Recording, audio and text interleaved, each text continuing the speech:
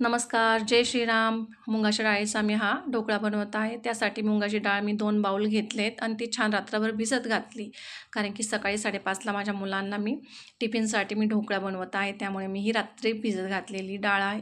किमान मुगाची डाळ 2 ते दीड तासामध्ये छान भिजते.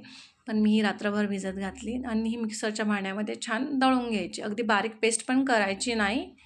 आणि त्यात थोडासा आपण 2 बाउल डाळीसाठी 1 बाउल रवा घ्यायचा आणि तो छान मिक्स करून घ्यायचा. आपण हे दह्यामध्ये पण भिजत घालू शकतो हे मिश्रण, पण मी याच्यात दही पण आणि ताक पण दोन्हीही टाकलं नाही, तर मी सायट्रिक ॲसिड टाकणार आहे. हे छान मिक्स करून घेऊया. जास्त पाणी नाही घालायचं. मुगाच्या डाळीचा ढोकळा हा खूप पौष्टिक असतो आणि पचायलाही फार हलका असतो. म्हणून मुगाच्या डाळीचा ढोकळा मुलांसाठी आणि जे म्हातारे माणसं असतात त्यांच्यासाठी मुगाच्या डाळीचा ढोकळा खरंच खूप पचायला हलका आणि हेल्दी आहे. आता मी सायट्रिक ॲसिड अर्धा चमचा घेतला आणि 1.5 चमचा साखर घेतली आणि थोडं पाणी टाकून हे छान मिक्स करून घेणार आहे ते विरघळेपर्यंत. तोपर्यंत ह्या मिश्रणामध्ये मीठ टाकून आपण मिक्स करून घेऊया आणि थोडीशी वरनं हळद पुन्हा हिरवी मिरची, अद्रक लसूणची पेस्ट घालून छान मिक्स करून घेऊया. हळद थोडीच टाकायची, जास्त नाही हळद टाकायची. आता हे छान मिक्स करून घेऊया. सायट्रिक ॲसिड, साखर आणि पाण्याचं हे मिश्रण, त्यात थोडंसं तेल पण टाकलं आहे मी, हे पण यात टाकून हे पण छान मिक्स करून घ्यायचं. हा ढोकळा किमान 20 ते 25 मिनटं छान वाफवून द्यायचा, कारण की याला वाफायला जरा वेळ लागतो. त्यामुळे 20 ते 25 मिनटं किमान तरी वाफवून द्यायचा.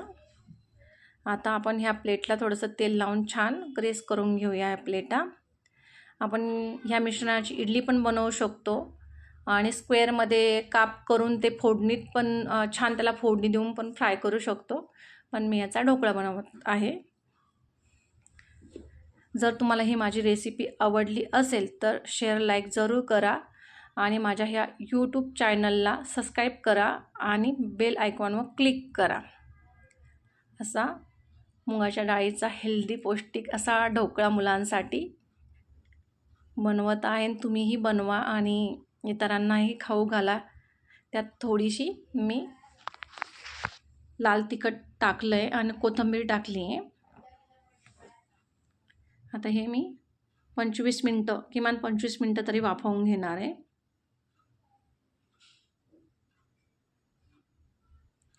मध्यम आचेवर, कमी आच करायची नाही, मध्यम नाहीतर फुल आचेवर हा छान ढोकळा वाफवून घ्यायचा. जेव्हा तुम्ही फुल आच करत असाल त्यावेळेस स्टीमरमध्ये पुरेसं पाणी टाका, नाहीतर मग ते फुल आच केल्यानंतर पाणी संपायची शक्यता असते. आता 20 मिनटानंतर ढोकळ्या आपण छान फोडणी करून टाकली आहे. मोहरी, कढीपत्ता.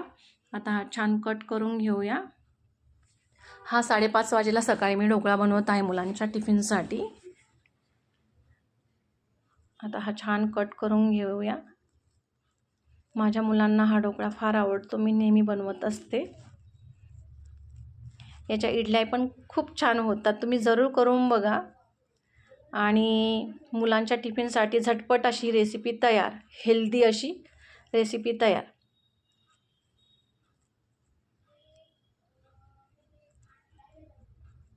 तुम्ही बघू शकता कसा फुगला अगदी, आणि सॉफ्ट पण अगदी झाला आहे. त्याला जाळीही खूप छान पडली आहे, खूप छान जाळी पडली त्याला. आता मी हा टिफिनमध्ये कट करून ठेवते.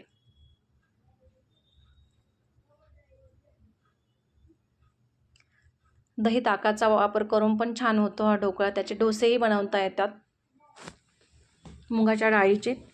यात मी पालकाची भाजीही टाकते, पालकाच्या भाजीचाही पण छान होतो. फक्त पालकाची भाजी बारीक करून घ्यायची आणि मिक्सरमध्ये बारीक करून ह्या मिश्रणामध्ये ओतून छान वाफवून घ्यायचा, तो पण छान ढोकळा होतो. आता मी हे कॅरेमल काजू टिफिनमध्ये देत आहे, कारण की माझ्या मुलाला फार आवडतात ते मी रक्षाबंधन स्पेशल त्या दिवशी बनवले होते संध्याकाळच्या टायमाला, आणि ते आता मी टिफिनमध्ये सकाळी देत आहे. आणि थोड्याशा काळ्या खजुराही दिल्या टिफिनमध्ये. तुम्ही बघू शकता टिफिन पण छान हेल्दी अगदी मुलांच्या आवडीनुसार, म्हणजे मुगाची डाळ माझ्या मुलांना आवडत नाही, तर मग मुगाच्या डाळीचं काय बनवता येईल हे मी बघितलं आणि त्याचा ढोकळा, डोसे वगैरे बनवत असते. नक्की करून बघा. Bye bye.